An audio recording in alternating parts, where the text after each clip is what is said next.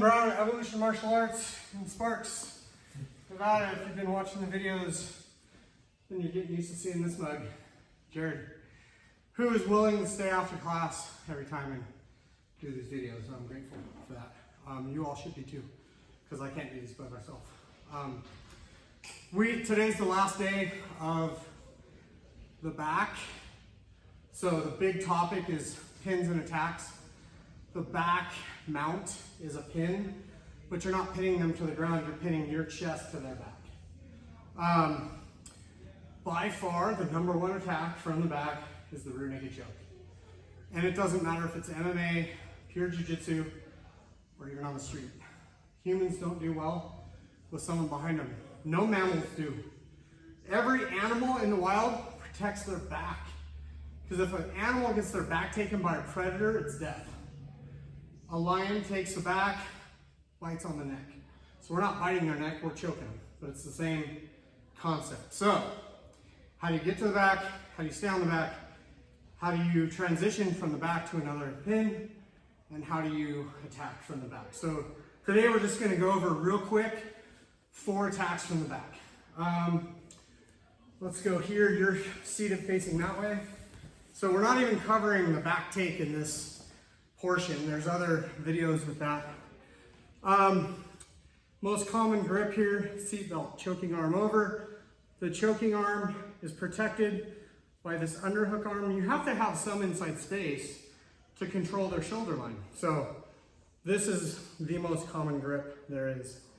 And it's great for attacking. Why does the choking arm go under? Because if he starts defending, that choking arm is free. If I have this one on top, choke's gone.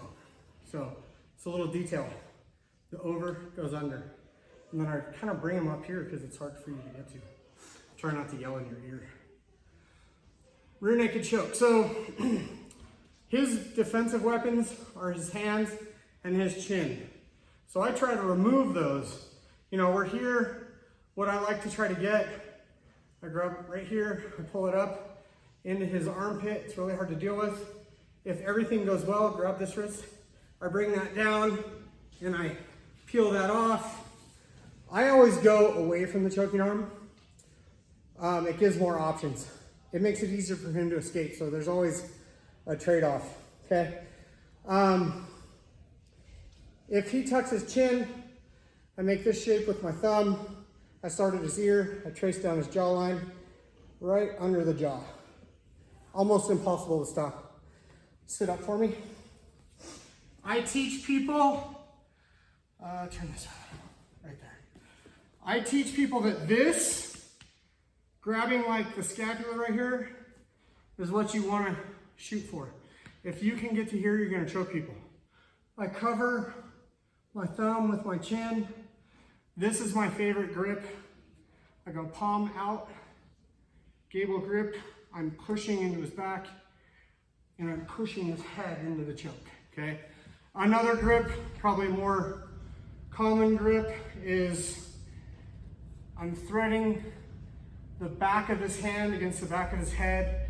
So I thread the needle, I'm coming over my wrist, because if I do this big sweeping motion, he's gonna catch that hand, he's gonna defend. So it's more like threading here, choke. Turn this way. You wanna shoot to have your elbow below their chin. It's hard to do. But the further away I get, now it's my forearm on his windpipe. That is not a blood choke, or as John Danaher calls it, a strangle. It's an airway choke. In the street, sure, but it's dangerous. You can really hurt people that way. So I'm always looking to get my elbow below the chin, cut off blood on both sides for either reason. Yeah, I'm sweating a ton. We just got done rolling. Scoot that way for me just a little. Okay, and turn this way. Okay, so sometimes it's just really hard to get that choke. So I'm gonna get a cross grip, like a Kimura grip.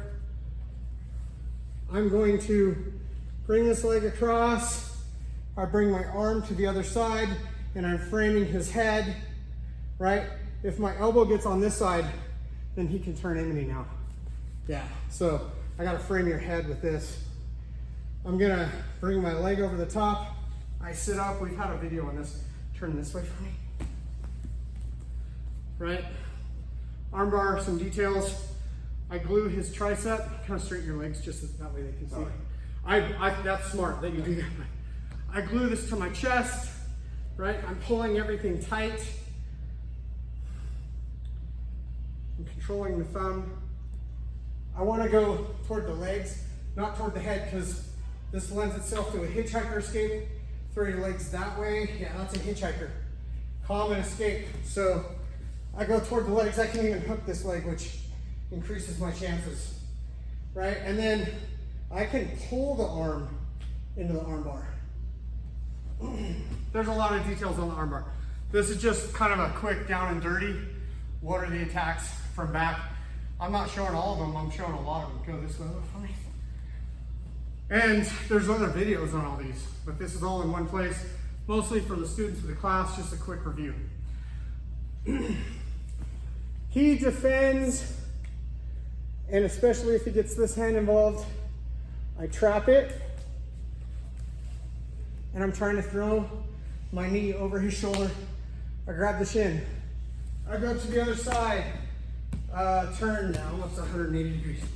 Okay, so I have this knee over the shoulder, and I grab the shin. What I've done is isolated his head and his arm. This is a head and arm, otherwise known as a triangle. Every head and arm is a triangle of some sort. So the key here is I don't want to let him capture this ankle. If he does that, triangle's gone. And if he's good, he's gonna be doing that. A couple things I can do to distract. I can separate this arm. Like there are submissions there. I can chin strap you and start turning your head this way so that you forget and I get this. But like, my favorite way to close this up is just to use my instep or my shoelaces, push his leg forward and I lock it up. Another way you can do it if you're flexible is you bring this ankle over the top and then thread the needle, hide your shoelaces behind his back. So another key detail, you want this knee to start going this way so that your calf ends up on their carotid. So we're constantly trying to move the knee behind them and it gets the calf on the carotid. If your knee is on the side of their head, then the crease of your leg is where the carotid is. You're not gonna be able to cut off blood supply. So there. Say for some weird reason he's not tapping, which he will. I have arm bars. I have what I call an atomic arm bar. Put it in my armpit. I can do Americanas, Kimuras, wrist locks. There's so much there. I can smash his face in if we're on the street or in an MMA fight. It's so cool. Such a cool attack. So we have rear naked choke, arm bar, triangle. Those all go together, by the way. Like you can transition from one to the other. And then the one we did today, I did a video on this like over a year ago. It's a nogi bow and arrow. This starts from him defending with this hand. I capture this cross grip right here. Okay?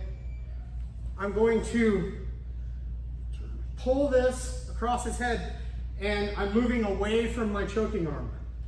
This comes across his body. So kind of the move is I like to post on the hip and I bring this across and I'm even kind of hooking with this foot here and I'm pulling this tight. Here's the moment of truth.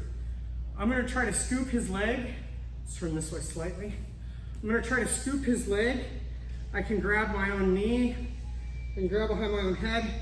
If he's wise, he's gonna kick this leg straight and I lose it, right? But if I can get this, I cross my feet. This is one of the times you do cross your feet. I extend my legs and I start leaning back and pulling everything tight. I wanna take out all the slack here. Take out all the slack here. This is a pretty mean thing. So be nice to people. I saw in class, you're very flexible, so I can do this one on you. So I bring it from the knee to the ankle. Most people are gonna rip their groin right there. I can't even get to that place. Quite flexible, which is a benefit for you. And then the last little thing, let's turn this way. The last little thing is I put my knee like behind his ear right here, and it creates like a wedge. Oh, that's so nasty. Oh, you're not tapping. No, stop! He's like, no! Nogi bow and arrow. I've never even tried to do it. I tried to do it in class today, at the end of class twice. After I just taught it, people knew it was coming. One brown belt, one purple belt, they both got out of it. And again, we're working at a training pace, but it's fun, it's not fundamental. That's 4 attacks. You guys, you can look online, there's a ton of attacks. There's exotic attacks. Look, I think rear naked choke, armbar, triangle, that's it. That's all you need to know. They all go together. I'll show that one time real quick. So I'm here, we go over, I can't get the rear naked choke, right?